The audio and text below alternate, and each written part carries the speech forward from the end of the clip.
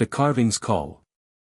The sun hung low over the Chesapeake Bay, casting golden ripples across the water as Ethan Cole parked his pickup truck at the edge of a Suffolk, Virginia, estate sale.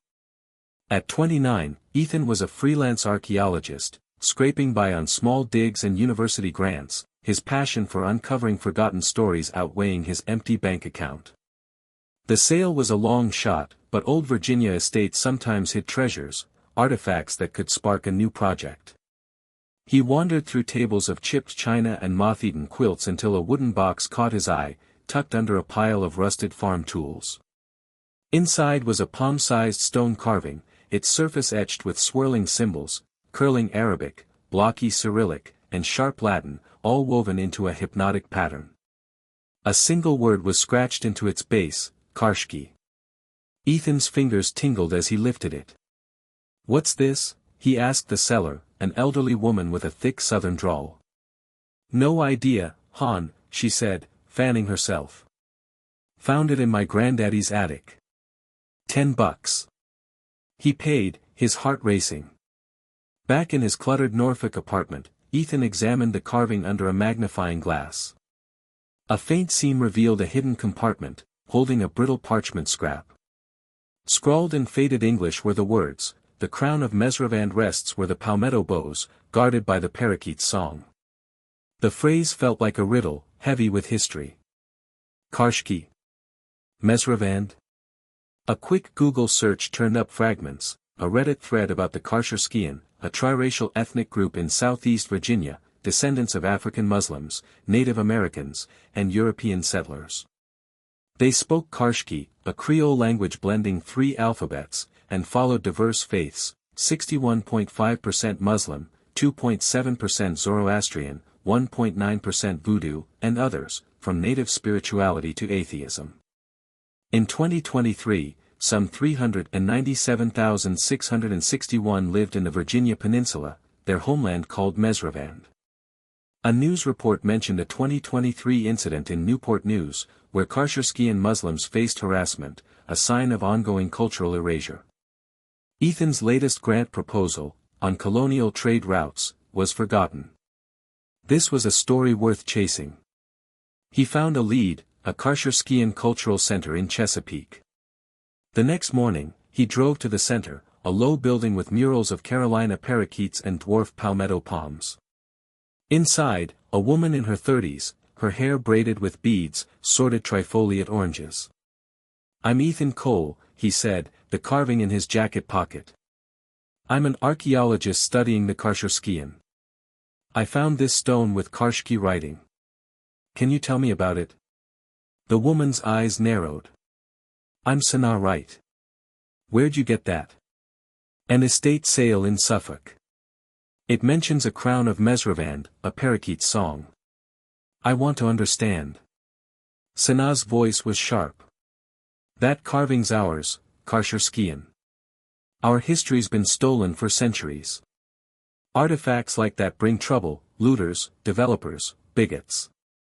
Last year, our community center was vandalized after a documentary aired." "Hand it over." Ethan hesitated.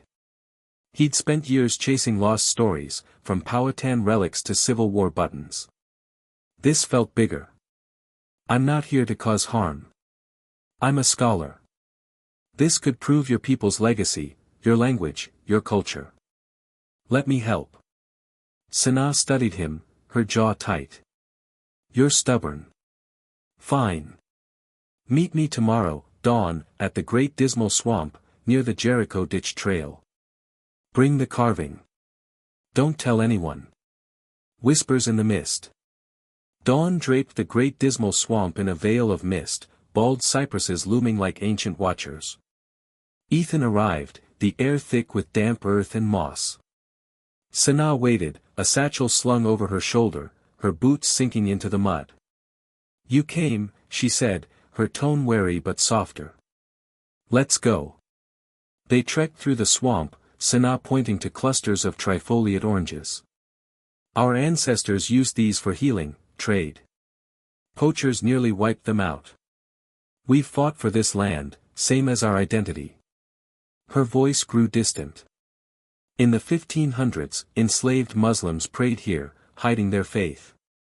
By the 1800s, we were a people, African, native, European, forged in Mezhrevande, the Virginia Peninsula. We spoke Qarshki, a language of three worlds. But the world tried to erase us. Ethan held up the carving. What's the Crown of Mezhrevande? Sanaa's eyes flickered. A legend. It's said to be a relic, crafted by our first elders, tied to a prophecy about our survival. The Carolina parakeet, extinct now, was our guide. The crown's hidden where the palmetto bows, but no one's found it. A branch cracked nearby. Sanaa froze, her hand on a knife at her belt. Someone's following, she whispered. You brought trouble. Ethan's heart pounded. I didn't tell anyone. Hush, Sanaa hissed, pulling him behind a cypress. Footsteps squelched closer. A man's voice muttered, they're near. Ethan glimpsed a figure in a dark vest, a radio crackling. Sanaa's grip tightened. Elliot's men. Marcus Elliot, a real estate mogul. He's been destroying our sites, cemeteries, shrines, for resorts. He'd kill for that carving. They slipped deeper into the swamp, the air heavy with rot. Sanaa led him to a clearing where a dwarf palmetto stood, its fronds etched with a Qarshki symbol like the carvings. A marker, she said. The crown's near, but we need the full riddle. Ethan opened the carving's compartment, studying the parchment.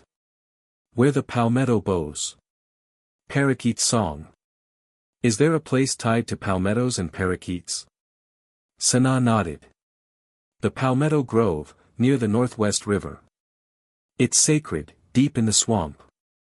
But Elliot's men are too close. Roots of resilience. That night, in a Qarsherskiyan safe house near Chesapeake, Ethan and Sanaa sat by a kerosene lamp. Sanaa shared their history, the 1991 Renaissance, when they revived Qarshki and reclaimed their identity, their faiths, Islam, Zoroastrianism, Voodoo, native spirituality, blended like a mosaic, the 2023 Newport News harassment that left them guarded. We're not just fighting history, she said.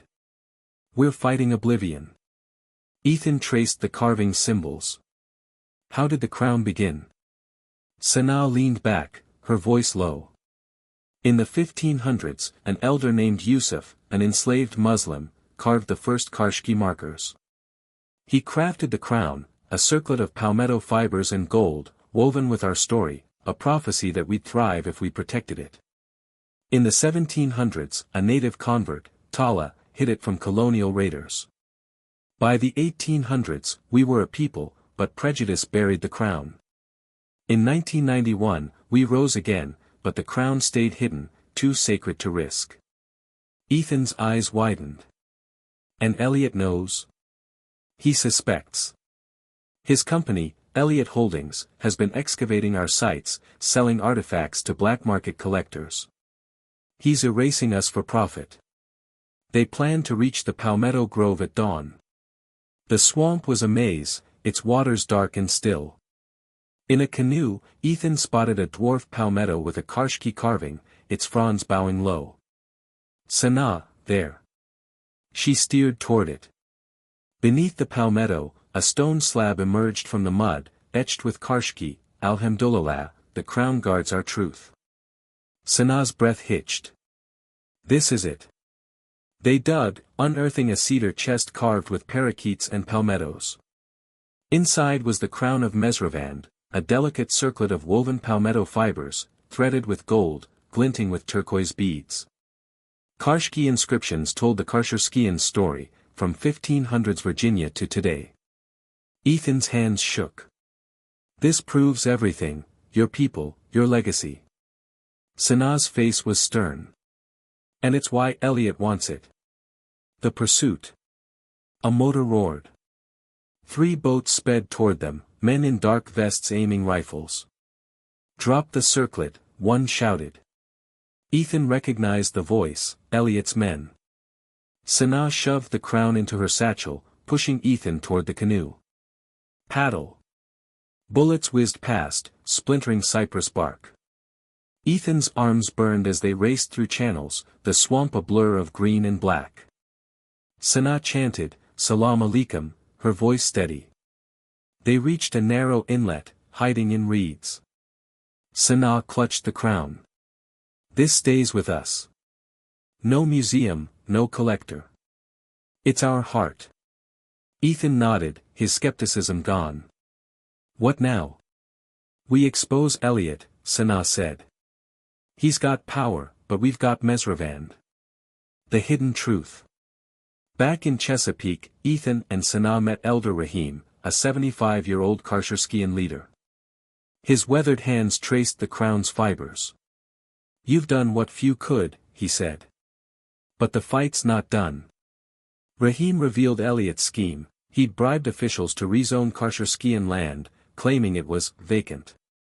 The crown could rally the community, but exposing it risked theft. Ethan had a plan. "I'm an archaeologist. I can publish a study, document your history without revealing the crown's location. It'll draw scrutiny to Elliot." Sanaa hesitated. "It's dangerous. But we're out of time."